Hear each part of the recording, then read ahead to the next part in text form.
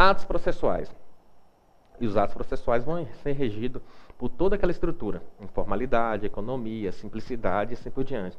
E o legislador deixa muito claro essa situação e coloca como que esses atos vão ser realizados. Inclusive, os atos de juizado especial podem ser realizados em horário noturno, ou seja, em qualquer horário noturno pode ser realizado para atender às suas finalidades. E veja bem, o artigo 64 vai estabelecer e descrever: os atos processuais serão públicos e poderão se realizar em horário noturno e em qualquer dia da semana, conforme dispuserem as normas da organização judiciária. Isso é muito interessante. Então, o juizado especial ele tem uma atribuição que permite o seu funcionamento no âmbito noturno, né? Aí facilita, resolve alguns problemas, até porque alguns crimes de menor potencial ofensivo é interessante que eles ocorrem muito no final de semana, muito em feriados, muitos nos domingos após feriados, e esses tipos de crimes, para ter uma resposta urgente, o juizado especial funcionando à noite, ele consegue de imediato, não se lavra auto de prisão em flagrante, lavra-se TCO, né, termo circunstanciado, que é encaminhado imediatamente para o juizado especial. Se tiver a oportunidade de ser feita a audiência preliminar, é feito. Se não, é designado uma nova data para que as partes se comprometam a comparecer no juizado especial criminal. Isso é muito importante, né? A resposta é imediata, né? Os atos processuais serão válidos sempre que preencher as finalidades. E isto está interligado àquele princípio. Qual o princípio? Instrumentalidade das formas, né? Instrumentalidade das formas. Não se pronunciará qualquer nulidade sem que tenha havido prejuízo. Então, as nulidades no juizado especial estão interligadas a um patamar. Primeiro, só vai falar em nulidade se tiver desrespeito a ato imposto pela norma. Então, foi imposto pela norma? Foi. Foi desrespeitado? Foi. Agora, para falar em nulidade, eu tenho que coadunar, interligar a outro elemento, que é o prejuízo. Então, desrespeito com a norma e prejuízo. Não havendo prejuízo, não há que se falar em nulidade. Isso é importante colocar. Citação no juizado especial criminal sempre será pessoal. Não é aceito citação por edital. Professor Charley, a citação sendo feita por edital, ela vai deslocar a competência do juizado especial para a justiça comum, porque o juizado especial não se permite citação por edital. E o artigo 66 da Lei 9.099 vai estabelecer: citação será pessoal e far-se-á nos próprios juizados especiais, sempre que possível por mandado. Ou seja, sempre possível por mandado. Parágrafo único. Não encontrado o acusado para ser citado, o juiz encaminhará as peças existentes ao juízo comum para adoção do procedimento previsto em lei. Ou seja, se o acusado estiver em local incerto, paradeiro desconhecido ou inacessível ou de difícil localização, há necessidade da citação por edital, que é uma citação ficta. Essa citação ficta vai obrigar o que? Remover da competência do juizado especial e encaminhar as peças ao juízo comum, para lá poder aplicar a regra do 366 do CPP. 366 do CPP, ok? Então, veja bem, citação do juizado especial será pessoal. Pessoal, ok? Não se admite citação por edital. Quando ocorre citação por edital, só para lembrar, quando o réu está em paradeiro incerto, não sabido, desconhecido ou inacessível. Aí há a necessidade da citação ficta, que é feita por edital, ok? Intimação.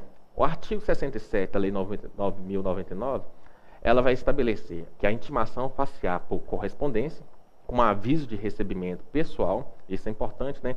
Porque toda espécie de comunicação eu tenho que ter uma comprovação de que houve sua efetivação, né? Isso é importante. Ou, se tratando de pessoa jurídica, o firme individual, mediante entrega ao responsável da recepção. Então, pessoa jurídica, firme individual, o responsável por receber as suas correspondências considera realizada a intimação. Ou seja, a intimação não precisa ser pessoal. Que será obrigatoriamente identificado. Tem que ter a identificação da pessoa responsável que recebeu a intimação. Ou sendo necessário por oficial de justiça. Aí é feito por oficial de justiça, onde que ele tem fé pública iuris tantos, né, que admite prova em contrária, onde ele vai certificar quem recebeu, entregando a contrafé do ato de intimação. Independentemente de mandato ou carta precatória, ou ainda qualquer meio idôneo de comunicação. Olha que interessante, o legislador coloca, além de ter toda essa comunicação, carta com AR, identificação ou oficial de justiça, qualquer outro meio idôneo de comunicação que venha efetivar o ato de comunicação, que é a intimação, será válido, será válido. O legislador dando uma brecha aqui para qualquer situação. Teoricamente, a gente poderia imaginar, poderia só conjecturar aqui a hipótese de uma intimação por WhatsApp, por exemplo. Se ela for efetivada, confirmada e implementado o ato será tido como válido. Vai ser um meio idôneo de comunicação e não houve prejuízo, e houve a comprovação desse ato. A ideia é que a gente tem que ter cautela nesses qualquer meios idôneos de comunicação, porque eles têm que ser efetivos, tem que ter uma comprovação que ele foi realizado. Mas isso aqui seria um exemplo que a gente está conjecturando para demonstrar como que a norma ela expande o seu leque de atuação. O parágrafo único do artigo 67 coloca: dos atos praticados em audiência, considerar-se-ão desde logo ciente as partes interessadas e defensores. Ou seja, qualquer audiência que for realizada, para evitar custo desnecessário com intimação, elas já vão sair dali intimados. Daí o juiz vai ter que se organizar para criar uma pauta para os próximos atos. Ou seja, a próxima situação é uma audiência de instrução de julgamento, já sai lá intimado, com data, horário, para comparecer e com as consequências jurídicas. E isso é uma ideia de rapidez, uma organização que permite o que? Evitar ter gastos com intimação, não só gastos, mas também já efetivar o ato da intimação, porque já estão todos em audiência, já saem dali intimados para o próximo ato procedimental. Obrigatoriedade de advogado. Professor Charlie, juizado especial criminal é obrigado a ter advogado? É obrigado a ter advogado. Mas você tinha falado em outra aula que é facultado o advogado no juizado especial. Eu falei que é facultado apenas no juizado especial civil, quando as causas não sejam, o valor não seja superior a 20 salários mínimos. Lá, no juizado especial civil, nas causas até 20 salários mínimos, é facultada a presença de advogados. Mas no juizado criminal, gravem isso, no juizado criminal de crime de menor potencial ofensivo, a presença de advogado é obrigatória. Obrigatória. Se não tiver advogado, será designado um defensor público. Se não tiver advogado, será designado um defensor público. E veja bem, senhores, aqui é uma nulidade que não foi sanada. Se qualquer ato no juizado especial criminal, sem a presença de advogado ou defensor público, realizar sem a presença de advogado ou defensor público, o procedimento é nulo e a nulidade é absoluta. Ok? É isso que o artigo 68 vai estabelecer. Do ato de intimação do ator do fato e do mandado de citação do acusado, constará a necessidade do seu comparecimento, acompanhado de advogado, com a advertência de que, na sua falta, será lhe designado um defensor público. Ok? Fase preliminar. Ou seja, nós temos o termo circunstanciado, que é encaminhado imediatamente ao juizado especial. Professor, me explica, o que é termo circunstanciado? Da ocorrência criminal do crime de menor potencial ofensivo, é imediatamente feito um termo circunstanciado. Esse termo circunstanciado vai evitar o que? A prisão em flagrante, vai evitar o que? A prisão em flagrante. E aí a pessoa é encaminhada imediatamente ao juizado especial. Como nós estamos falando de uma justiça consensual, se é feita a audiência preliminar imediatamente, já é resolvida algumas questões, como reparação do dano, aceitação da culpa, e aí recebe de imediato os benefícios da Lei 9.099, que nós vamos falar daqui a pouco, algumas das situações. E aí, veja bem, e aí é elaborado o termo circunstanciado. Agora, se as partes não desejarem, não aceitarem comparecer no juizado especial, aí não tem outra forma a não ser lavrado o auto de prisão em flagrante. Porque eu preciso da quiescência das partes, ou melhor, eu preciso da manifestação das partes, porque eu estou falando de um juizado especial que tem como objetivo uma justiça consensual. Se é consensual, eu preciso da quiescência das partes para comparecer no juizado especial. Se não comparecer, vai ter que sofrer as consequências da lei, né? Da lei. Ou seja, aí vai ter que ser lavrado o auto prisão em flagrante, se for o caso, E aí, veja bem, o termo substanciado é elaborado, é imediatamente encaminhado ao juizado especial, ou assumir o compromisso de a ele comparecer. Não se imporá prisão em flagrante, porque se teve o compromisso de comparecer, justiça consensual, crime de menor potencial ofensivo, evita a pena privativa de liberdade e também evita a lavratura do auto prisão em flagrante. E também não vai exigir o que? Fiança, desde que tenha comparecimento. Em caso de violência doméstica, o juiz poderá determinar como medida cautelar o seu afastamento do lar, seja homem, seja mulher, domicílio do local de convivência com a vítima, né? Ou seja, já que tem uma agressão que é de competência do juizado especial e que envolva a chamada Lei Maria da Penha, o juiz já tenta resolver, porque aí tem que ter uma medida cautelar, que aí é justamente para afastar o agressor, para evitar o que é a continuidade, né? A continuidade dos atos, né? Já que já chegou a máxima da violência, né? Quando a gente fala em violência doméstica, né, antes existe violência moral, psicológica, patrimonial, e para depois chegar a ter a violência física, né? E caso seja uma violência física de competência do juizado especial criminal, e aí tem o juiz, no mesmo ato da lavratura do termo circunstanciado, ele vai determinar o que? O afastamento do domicílio do local para que seja preservada a integridade física da vítima. Outros efeitos do procedimento. Há uma possibilidade de revelia, né? Ou seja, não pode ter revelia. Se o acusado não for encontrado, os autos serão encaminhados ao juízo comum. Ou seja, se ele não for localizado de nenhuma forma, há necessidade de citação predital. Se há necessidade de citação predital, o juizado especial se tornaria complexo. Tendo essa complexidade, remete-se ao juizado do juizado especial para o juízo comum, aplicando assim a regra do 366 do CPP. Não há que se falar em prisão em flagrante, só para se repetir, salvo se ele não comparecer ou aceitar o comparecimento no juizado especial quando for designado. Então, na prática, as infrações penais de menor potencial ofensivo não se importará prisão em flagrante, se o autor se comprometer a comparecer em juízo. E a expressão é essa, se comprometer a comparecer em juízo. Se ele não comparecer em juízo, logicamente eu não tenho como obrigá-lo pelo juizado especial. Daí tem que ser lavrado o auto prisão em flagrante, né? Por quê? Juizado especial, é bom recordar, trata-se de uma justiça consensual. E essa consensualidade é do compromisso das partes do comparecimento do juizado especial da lavratura do termo circunstanciado. Conciliação. Vamos imaginar, houve audiência preliminar ou as partes compareceram na data aprazada. Lá vai surgir a possibilidade da composição civil. É interessante que a composição civil, nas chamadas ações penais públicas condicionadas, e o nome já diz, ação penal pública condicionada e a ação penal privada ou ação penal de iniciativa privada, a composição civil repercute na renúncia do direito de queixa, bem como no direito de representação. Ou seja, a reparação financeira para a vítima, ela extingue o processo. Em quais situações? Não em todas as situações. Nas ações penais públicas condicionada à representação e na ação penal pública, na ação penal privada ou na ação penal de iniciativa privada.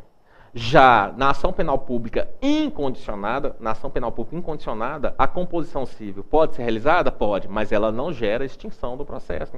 Ela não gera extinção do direito de representação, porque ela é incondicionada. Então, pode ocorrer a composição civil na ação penal pública incondicionada? Pode, mas ela não gera extinção. Ao contrário do que ocorre na ação penal pública condicionada à representação e na ação penal de iniciativa privada. Ok? E o artigo 72 vai nos esclarecer. Na audiência preliminar, presente o representante do Ministério Público, o autor do fato e a vítima, e, se possível, o responsável civil, acompanhado dos seus advogados, o juiz esclarecerá sobre a possibilidade da composição dos danos e da aceitação da composição de aplicação imediata da pena não privativa de liberdade. Então, o juiz vai trabalhar de chamada transação penal, composição civil, e ao mesmo tempo uma aplicação imediata da pena, mas que não seja restritiva. Aqui não há nem recebimento de denúncia ainda, nem oferecimento de queixa, simplesmente um consenso. A parte é obrigada a aceitar, professor Charles? Não é obrigada a aceitar, mas se aceitar, tem os benefícios da Lei 9.099, que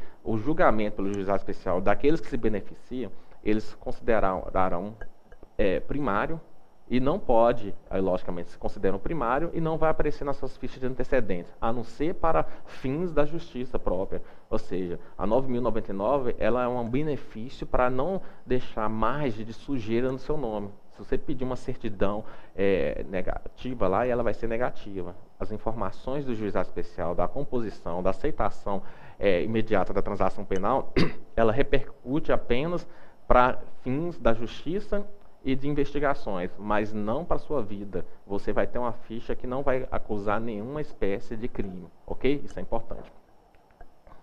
A conciliação na composição. Nós temos a composição civil. É um acordo entre o autor da infração e a vítima, no qual vai se buscar a reparação de danos.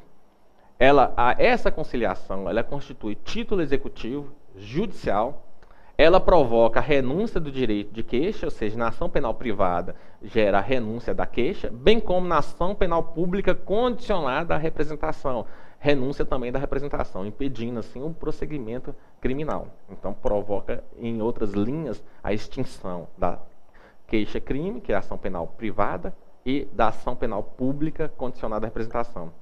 Ok? E possibilidade de representação, se caso não ocorra a composição civil. A reparação civil, professor Charles, mas aí se ele compromete a fazer a reparação civil e não paga, ele pode ser condenado e convertido em pena privativa de liberdade? A regra e o entendimento dominante é que não.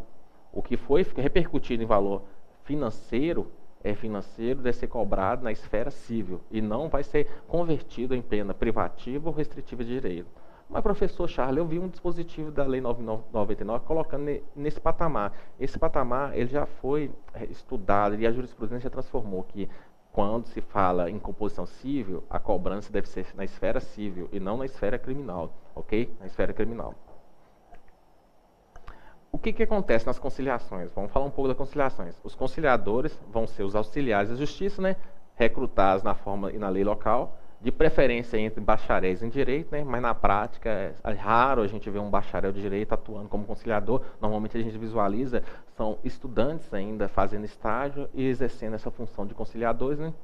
Para atuar dentro dessa conciliação. O artigo 74 vai falar justamente da composição civil e da transação penal.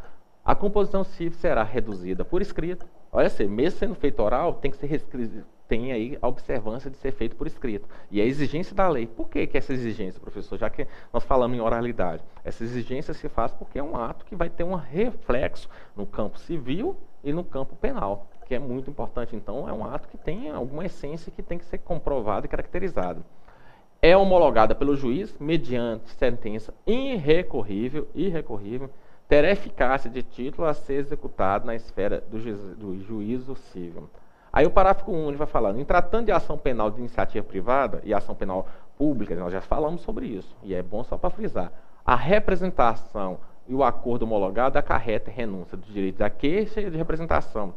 Veja bem, só que isso não se aplica na ação penal pública incondicionada, ou seja, a conciliação, a composição dos danos civis não afeta a continuidade da ação penal pública incondicionada, ok? Pode ser feita na incondicionada? Pode, mas ela não provoca renúncia ao direito de queixa ou de representação, porque a ação penal pública é incondicionada, então não há que se falar em representação, e muito menos em requisição.